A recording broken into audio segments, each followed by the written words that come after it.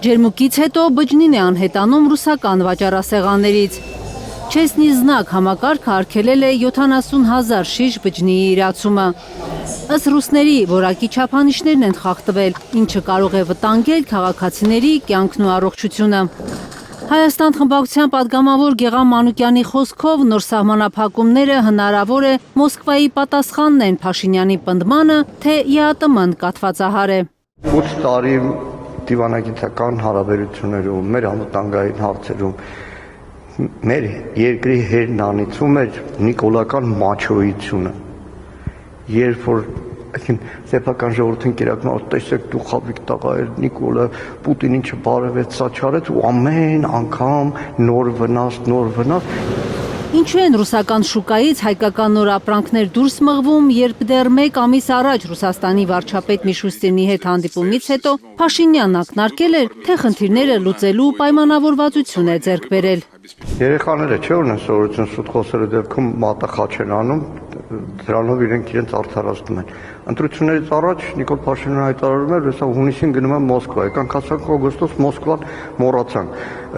Միշուստինի հետ հանդիպումից հետո իրենց արտահոսքերն էր, ոնց որ հարցերը լուծել ենք, տեսանք, որ որևէ հարց ոչ միայն չի լուծվել, այլ շատ ավելի բարդացել է։ Պուտինի հետ հանդիպումից հետո ռուսները շատ ավելի փակագծերով խոսեցին, թե ինչ է քննարկվել ու պարզ դարձավ, որ որևէ հարց չի լուծվել։ Ավելին լուրեր կան, թե Ռուսաստանը ավելի կոշտ գործիքակազմ է կիրառելու Հայաստանի նկատմամբ, որ մանևրի տեղ չթողնի։ Այս մասին գրում է Հրապարակը։ Ըստ նույն աղբյուրի Փաշինյանի արևմտյան մեկենասները նրան հորդորել են խուճապի չմատնվել, չվախենալ Պուտինից, որը Հայաստանը դրել է ԵԱՏՄ, թե ԵՄ երկընտրանքի առաջ։ Հայաստանի պետական քարոզչության առանցքում էլ այն թեզն է, որ Ռուսաստանին մեջքով շրջվելը մեզ համար տնտեսական ոչ մի ռիսկ չի ստեղծում։ Եվրոպան կանգնած է մեր թիկունքին, եվրոպական շուկան բաց է մեր առաջ, նկատում է падգամավորը։ Ըստ Մանուկյանի, հայ հասարակությանը նստեցնում են տեղեկատվական թմրանյութի ասեղի վրա, թուլացնելով մարդկանց գոնությունը։ Շատ հաճախ եմ դա օգտագործում։ Այս իշխանության ամենամեծ հանցանքներից մեկը սեփական ժողովրդին թմրանյութի վրա նստեցնել է։ Տեղեկատվական թմրանյութի, այսինքն եվրոպացի պաշտոնյանի իբր ջեմ է պատրաստել հայկական ծիրանից, 3 տուփ ծիրան, 3 տուփ ծաղիկ նկարելով խաբում են մարդկանց։ Հայաստանի իշխանությունը առավելագույնը 6 ամիս ժամանակ ունի Ռուսաստանի տնտեսական պատժամիջոցների հարցը լուծելու համար։ Գյուղատնտեսական աննախադեպ կոլապս է լինելու, պնդում է Ուժեղ Հայաստան խմբակցության падգամավոր Հարություն Մնացականյանը։ Դա կոնկրետ կաթվածահար կանի մեր գյուղատնտեսությունը, այս ամբողջ խնդիրը։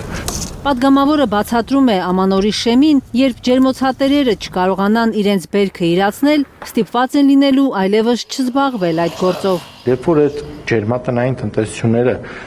մտածեն, որ չեն կարողանալու իրացնել, այդ բոլոր տնտեսությունները չեն փորձի զբաղվել արդեն գյուղատնտեսական աշխատանքով, սացիլներ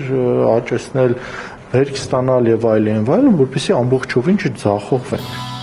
Ըստ Մնացականյանի, եթե Եվրոպան իրոք ուզում է օգնել ռուսական ավանդական շուկայից զրկված հայ գյուղատնտեսներին, ապա պետք է խոշոր փոխհատուցում վճարի։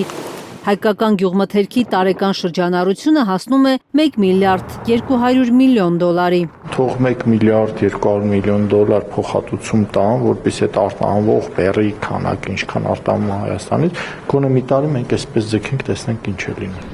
Արդյոք Փաշինյանին կհաջողվի 2 օր հետո Ղրղըզստանում ԵԱՏՄ վարչապետների հավաքի ժամանակ իրական պայմանավորվածություններ ձեռք բերել տնտեսական պատժամիջոցները վերացնելու օրինակով։